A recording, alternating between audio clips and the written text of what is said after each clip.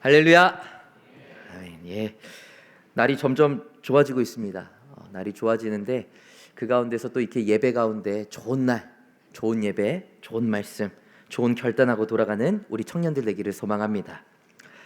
저희 이제 비긴 어게인 쭉 보고 있죠. 그래서 저희가 이제 큰 흐름이 있다면 비긴 어게인에 새 일이라는 것이 있다는 거예요. 새 일. 근데 그거는 어떻게 이루어지느냐, 두 가지가 있습니다. 하나는 예수 안에서, 특별히는 십자가 안에서이고, 또 하나는 거기서 주님을 바라봐야 하는데 그냥 바라보는 게 아니라 제대로 바라봐야 된다. 제대로 봐야 된다. 그래서 이제 어떻게 바라봐야 하는 것인가 했을 때에 제가 지난주는 어린아이와 같이 하나님을 바라봐야 된다, 이렇게 이야기를 나눴습니다.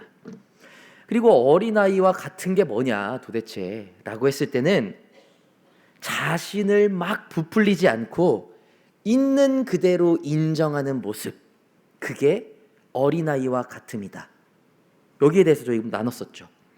아이들은요, 뭔가 조금 자존심 상하는 말을 해도 그게 맞으면 별로 불편해하잖아요. 예를 들어서 야, 너 부모님 없이 못 산다며? 그러면 그걸 갖고 어떻게 나한테 그렇게 말할 수 있냐느니, 그렇게 얘기하지 않습니다. 맞아, 그렇게 이야기를 하는 거예요. 놀리는 말이 아니고 당연하게 받아들여지는 거예요. 뭐 그 말 앞에 자존심 세울 것도 없고 남들하고 비교할 것도 없고 그냥 내가 그런 사람이 맞아 하면 돼버리는 겁니다. 뭐 초등학생인데 아직 뭐 부모님한테 용돈 받는데요, 그게 도대체 왜 놀림거리가 됩니까? 놀림거리가 될 게 없는 거예요. 오히려 얼마나 용돈을 많이 받는가가 자랑이 되는 나이예요, 여러분. 초등학생인데 한 달에 500만 원 받는다고 쳐볼게요, 여러분. 그러면 막 얼레리 꼴레리 한 달에 용돈 받는데 500만 원 이러면 저희들은 어떻게 해요? 부러운데? 갑자기 뭔가 얘가 500만 원을 받는다는 사실 자체가 막 쟤는 뭐 아직까지 부모님한테 손을 벌려 이런 게 아니고 받는 건 당연한데 많이 받으니까 더 부러워, 이렇게 가는 거예요. 그냥 별로 그런 게 없는 겁니다. 근데 신앙의 모습이 이래야 된다라는 거예요. 이래야 된다는 거. 나의 연약함, 내가 막 이 정도 되는 사람이다, 나는 신앙적으로 너가 함부로 대할 수 없는 사람이다, 막 부풀리고 살아가는 것보다 나는 그저 주님의 은혜 없으면 아무것도 아닌 사람이야, 그냥 인정하고 살아가는 사람. 야, 너는 하나님 은혜 받을 자격이 없는 사람이라며 하면은 너 내가 교회 위에서 어떤 일까지 했는지 알아? 이렇게 나가는 게 아니라 맞아, 그래서 난 더 기도해, 그래서 난 더 예배해, 그래서 난 더 하나님이 필요해, 쿨하게 인정하며 더 기도, 더 예배, 더 그런 공동체의 자리로 나아갈 수 있는 사람. 거기서부터 시작하는 신앙, 이게 어린아이와 같은 신앙이요, 하다시 하나님의 나라를 경험하기 위한 어떤 시발점이 된다라는 것입니다. 이게 인간의 겸손이죠.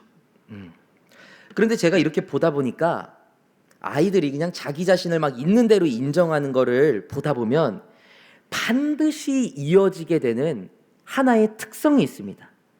아이들의 특성, 그게 뭐냐면 바로 순종이라는 특성이 반드시 나타나게 됩니다. 순종.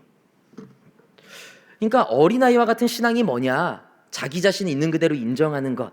그러나 다른 말로는 순종과 연관이 될 수 있다는 거예요.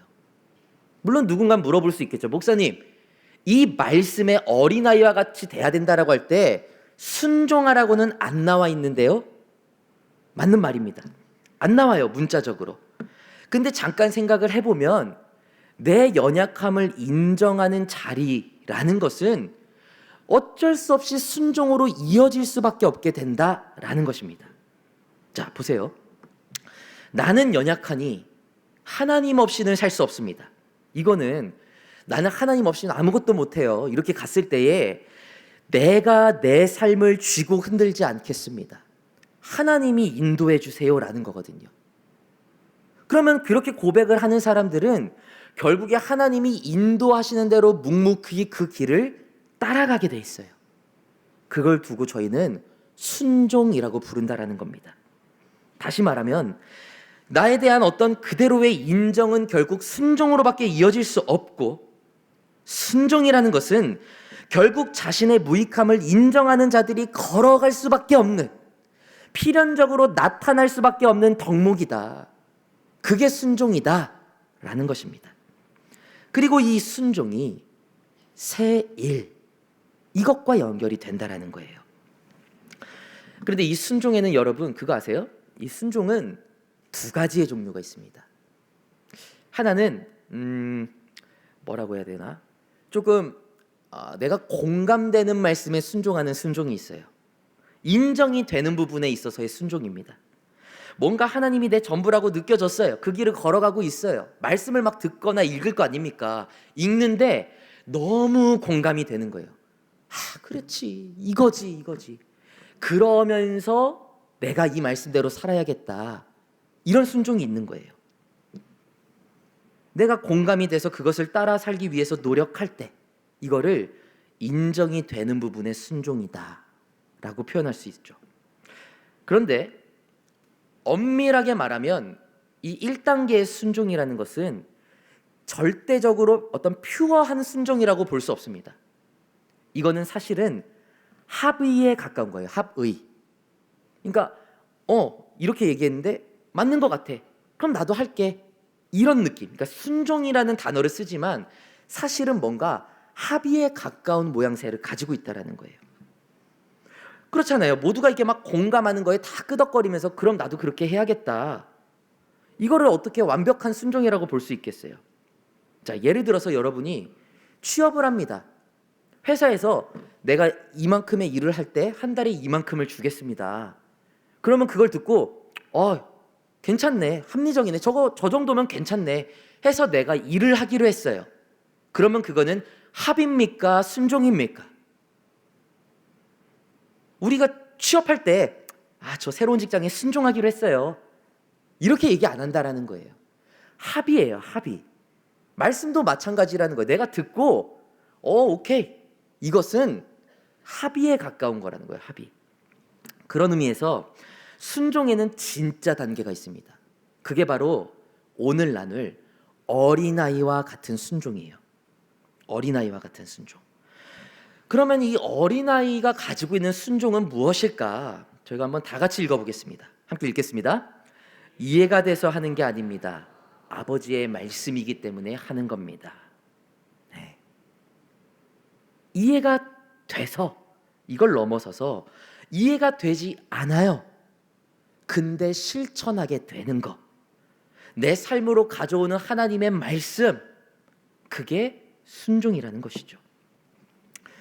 제가 이제 딸을 키우고 있지 않습니까? 근데 딸이 이제 막 19개월 됐어요. 19개월. 근데 보면은 순종이 약간 이런 거겠구나 하는 느낌이 들 때가 많아요. 어떤 게 순종으로 보이냐면 자신의 감정과 자신이 행동이 별개로 막 이렇게 나타날 때가 있거든요. 감정은 이게 아닌데 행동은 이걸 해요. 그럴 때 얘가 순종하고 있구나, 그런 생각이 들 때가 있어요. 감정은 뭔가 할 생각은 없는데 부모의 말이니까 따르고 보는 거예요. 몇 달 전부터 저희 딸이 새로운 스킬을 하나 배웠습니다. 던지기 스킬을 배웠어요. 던지기 스킬. 처음에는 막 갔다가 들었다가 이렇게 조심히 놨다가 막 그랬는데 어느 순간은 막 들고 놀다가 자, 이제 저거 가져와 그러면은 확 던져버립니다. 그리고 막 그걸로 향해서 가요. 근데 가끔 그걸 던지다 보면은 엄마 아빠한테 그게 탁 맞을 때가 있어요. 딱 맞으면 엄마 아빠는 어떻게 반응을 하나? 바로 이렇게 합니다. 이게 매운 거 먹듯이 그냥, 아니면 이렇게 합니다. 그러면 애가 화들짝 놀라요. 이렇게 길게 말도 안 합니다. 이러면 엄마 아빠 아야 해요 안 해요 말합니다. 그럼 이때부터 이미 제 딸은 입술이 무지개가 되어 있어요. 무지개 이렇게 생겼잖아요. 입술이 이렇게 돼요. 바로. 그러니까 여러분, 이 딸이 19개월 된 딸이 솔직하게 말해서 내가 이걸 던져서 본인은 아니었지만 엄마 아빠가 맞았구나, 어머니 아버지가 아프셨겠구나, 내가 잘못했구나, 이걸 알까요 모를까요? 몰라요. 이해가 안 돼요. 애는 그냥 뇌 상태가 아직 덜 발달해서 딱 이해가 안 돼요. 그러니까 아이가 받아들이는 건 그냥 난 엄마가 시켜서 저걸 가져오려고 했는데 갑자기 엄마가 화를 내고 있는 느낌인 거예요. 이게 어떻게 돼? 엄마가 왜 날 미워하지? 갑자기 입술이 착 내려갑니다. 눈에는 바로 눈물이 차올라요. 눈물이 차올라 고개를 살짝 들고 흐르지 못하게 살짝 웃어요. 어쩜 이렇게 눈물이 빠르게 나는지, 이거 아역 배우, 눈물 배우 시키면 얘는 돈 걱정은 없겠다 할 정도로 눈물이 바로 나버립니다. 근데 재밌는 게 있어요. 눈물이 뿌앵 하고 나는데 저거 던진 거 가져오세요 그러면 이렇게 우물쭈물 하다가 그냥 가서 가져오는 거예요. 그거를. 아까도 말씀드렸지만 내가 던진 것 때문에 엄마 아빠가 아팠다, 이건 잘못됐다, 이거를 아예 인지할 수가 없는 상황이에요. 갑자기 엄마 아빠가 화를 내는 거예요. 애는 억울해요. 왜 엄마 아빠가 갑자기 나한테 화를 내지? 근데 화를 내는 것도 모자라서 너 저거 다시 가져와. 너무 억울해요. 막 눈물이 나요. 근데 가서 가져오는 거예요. 감정과 행동이 따로 되는 거예요. 따로.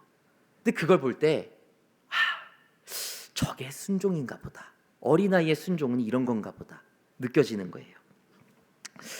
이게 잠잘 때가 되면 제 딸이 더 명확합니다. 최근에 이제 제 딸이 엄마에 대한 애착이 엄청나게 커졌어요. 저만 보면 일단 아니야를 말하고 시작합니다. 아빠 다녀왔어? 그러면 아니야 딱 이래요. 근데 제 딸이 최근 들어서 정말 싫어하는 게 있는데 저랑 같이 자는 걸 정말 싫어해요. 무조건 엄마예요.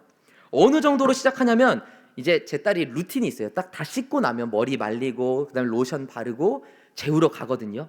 그럼 씻길 때부터 저보고 아빠 빠빠 아빠 빠빠 계속 이럽니다. 어떻게든 나랑 안 잘라고. 내가 얼마나 좋은 아빠인데.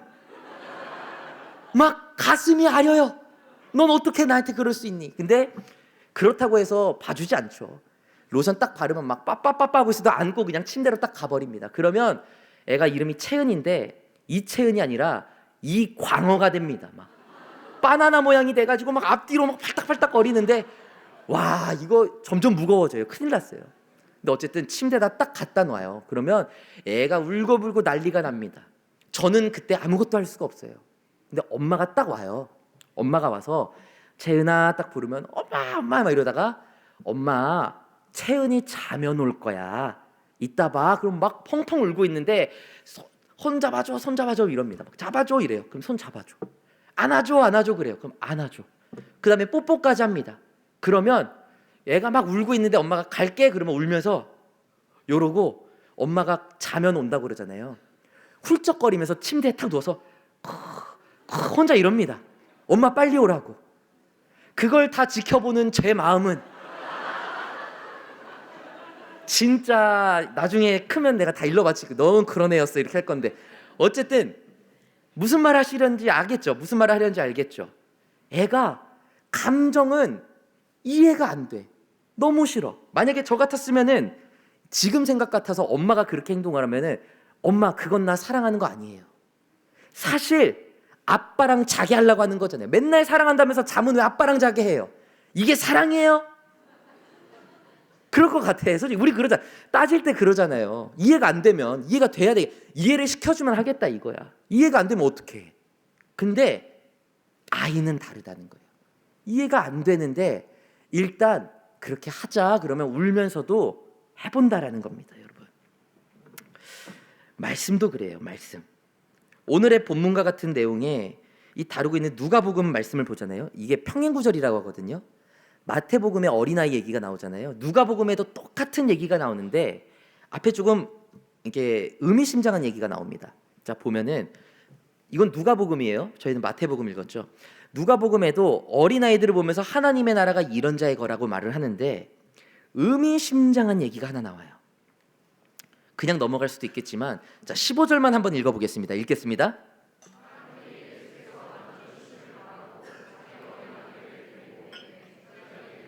꾸짖거늘. 네.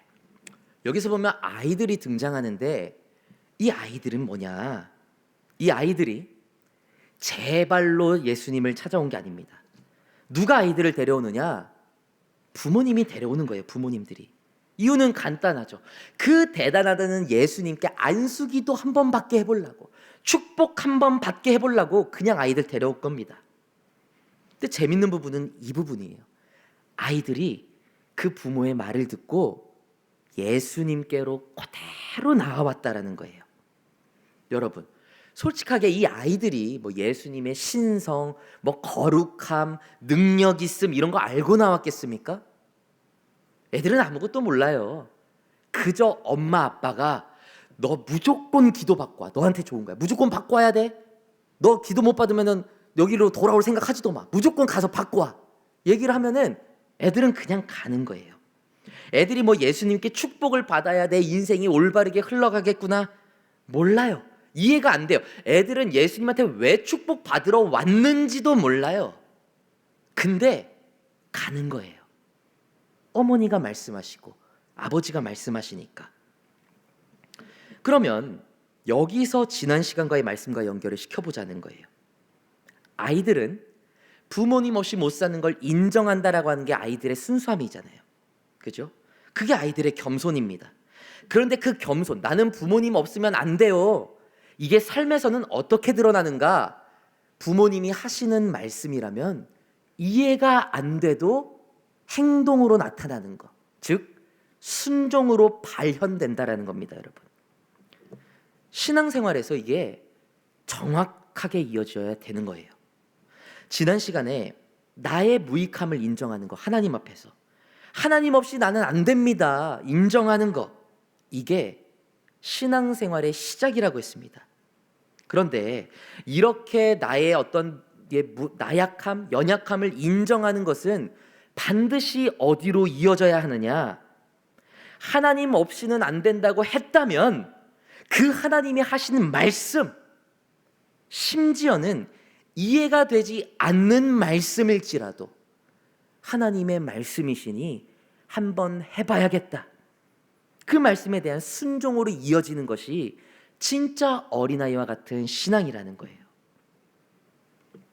물론 진짜 순종으로 씨름해본 사람은 알아요.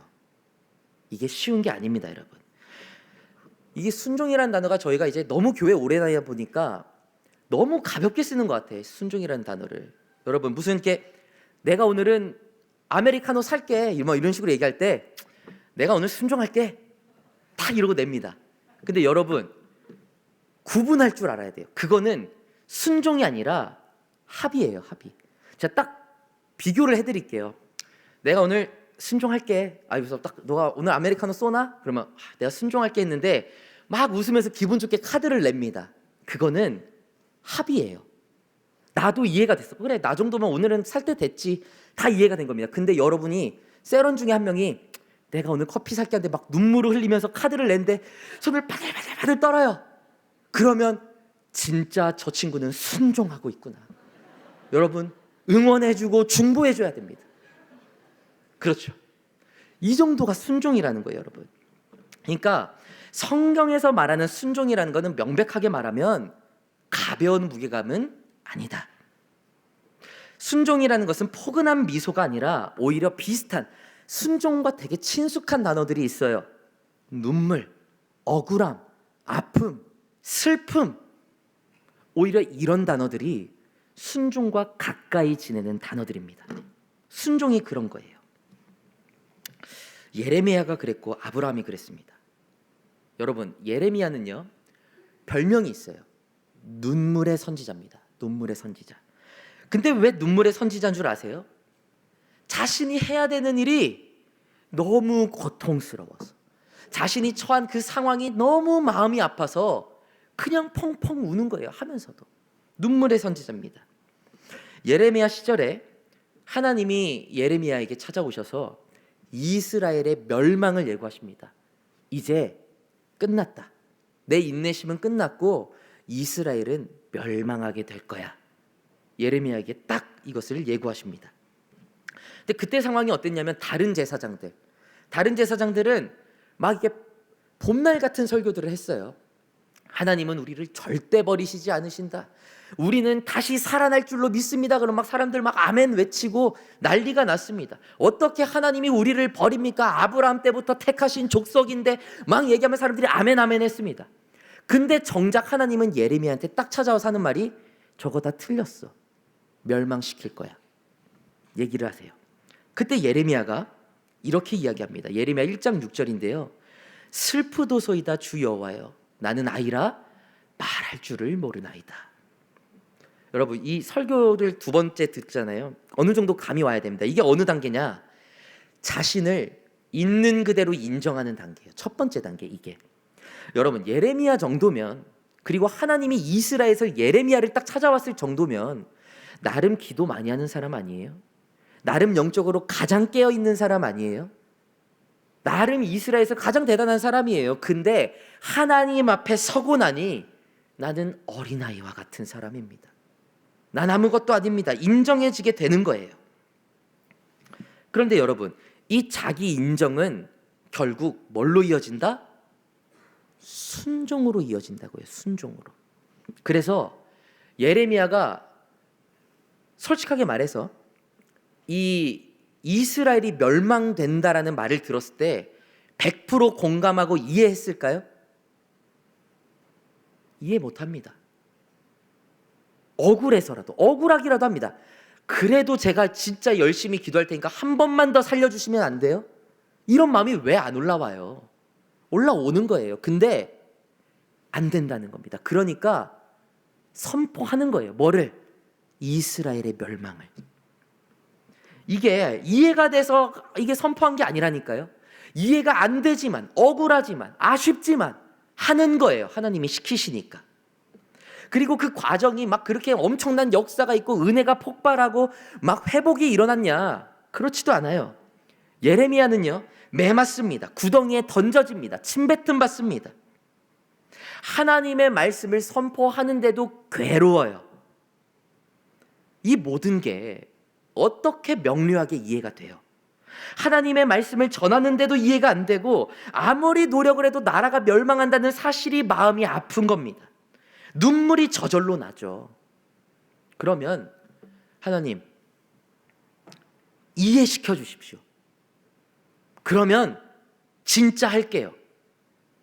예레미야는 그렇게 이야기하지 않습니다. 오히려 이해가 안 되는 상황에서 예레미야가 했던 고백은 이 고백입니다. 자, 한번 다 같이 읽어보겠습니다. 읽겠습니다. 내가 다시는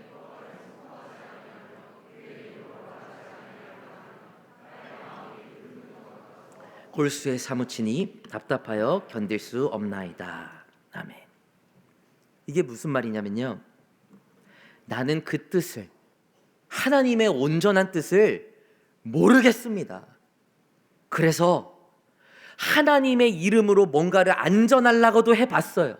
이해가 안 되니까 선포하지 말아버릴까? 근데 그때마다 하나님의 이름이 내 이 목구멍까지 차오르고 답답해서 참을 수가 없어서 선포한다라는 거예요. 순종의 영역으로 나아간다라는 겁니다. 마음에 불이 붙는 것 같고 골수가 사무쳐서 견딜 수가 없다라는 거예요. 왜? 하나님이 내 전부시니까. 이해가 안 되는 마음의 아픔과 걸림은 있지만 하나님이 내 전부신데 그 하나님이 명령하셨으니까 아파도 행동하게 되는 겁니다.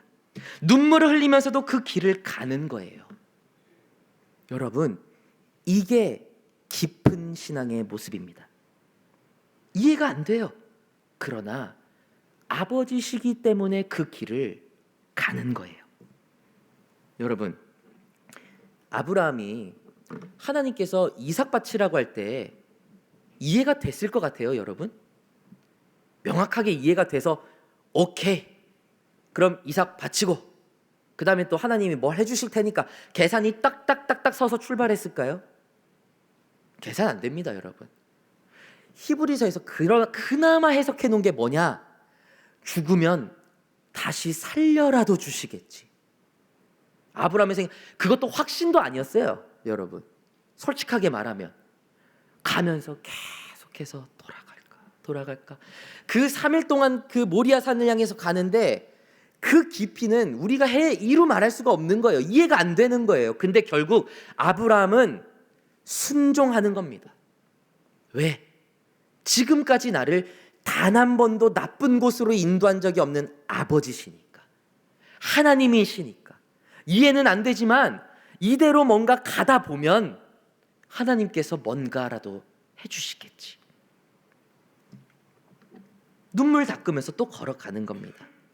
그런데 중요한 게 있죠, 여러분. 아브라함이 이 순종의 영역에 발을 들이기 시작했을 때, 이해가 되지 않아도 하나님의 말씀에 순종하는 순간에 어떤 일이 일어납니까? 여기서 새 일이 일어나는 거예요. 여호와 이레, 준비해 주시는 하나님.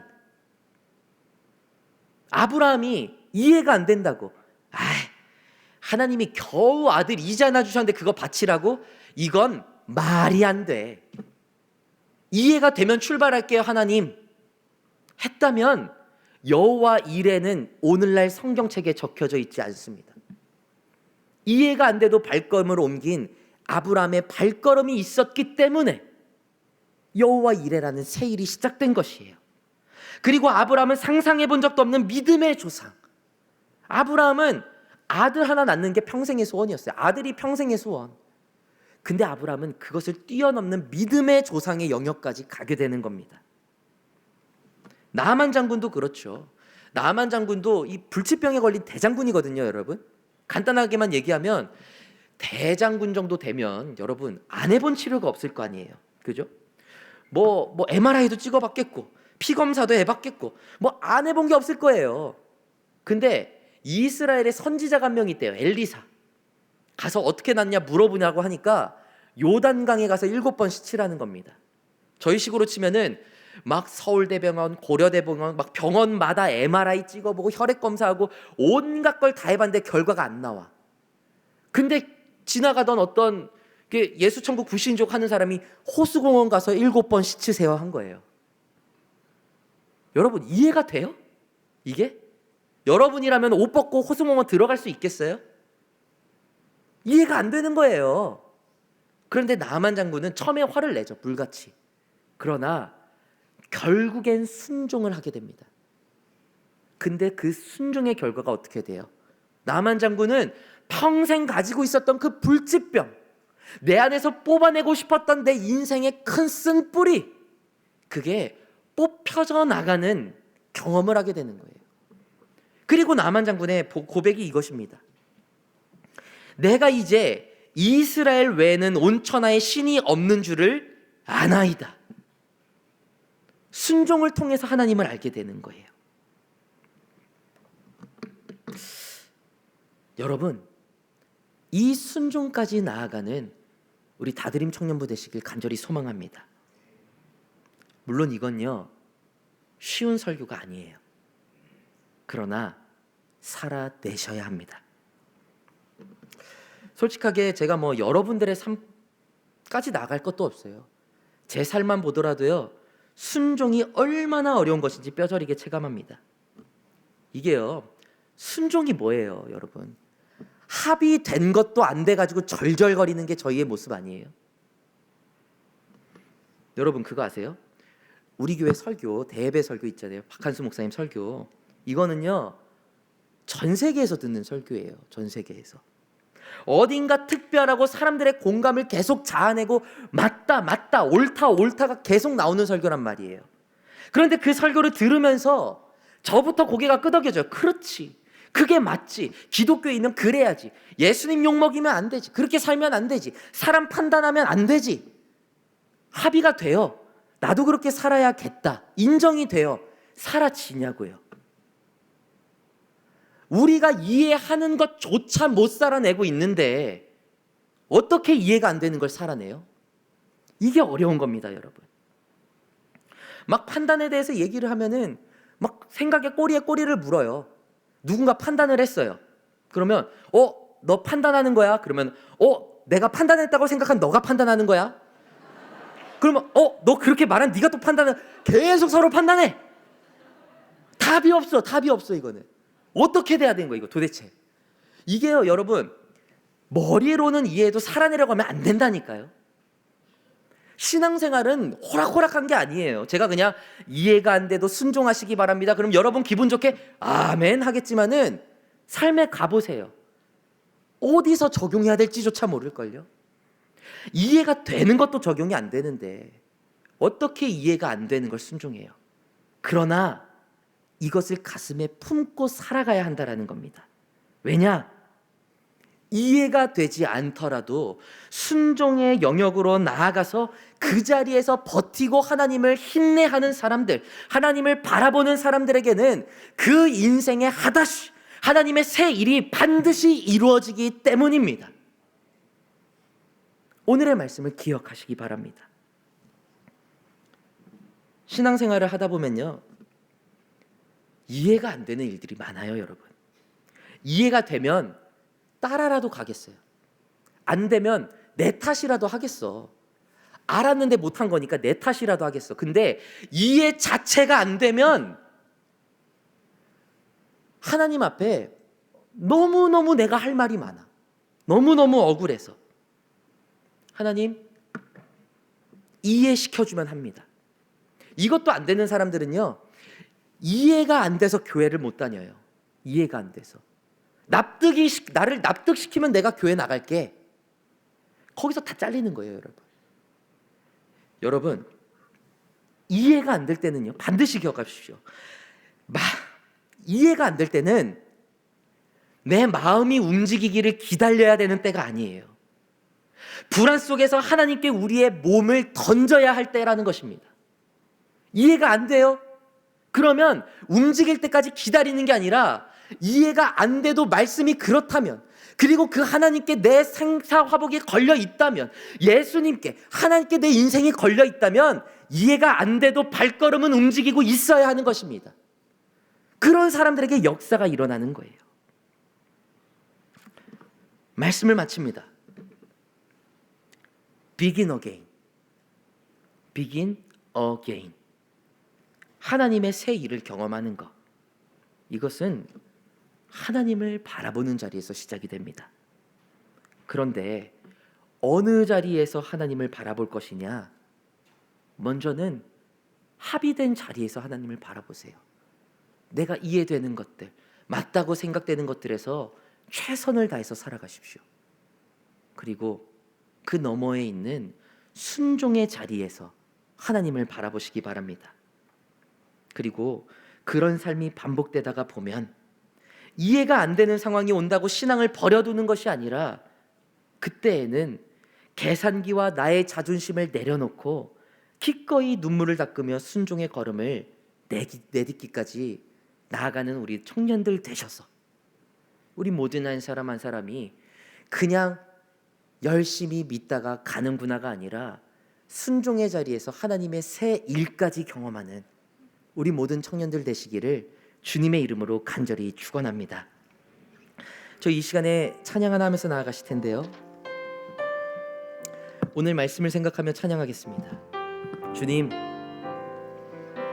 내가 이해가 되는 것, 내가 이해되는 상황, 거기에서만 주님께 감사하고 주님께 결단하는 것이 아니라 모든 상황 속에서 주님을 바라보기 원합니다. 모든 상황에서 주님의 말씀에 순종하기 원합니다. 이 믿음으로, 이 고백으로 함께 찬양하며 나아가시겠습니다. 주님 말씀하시면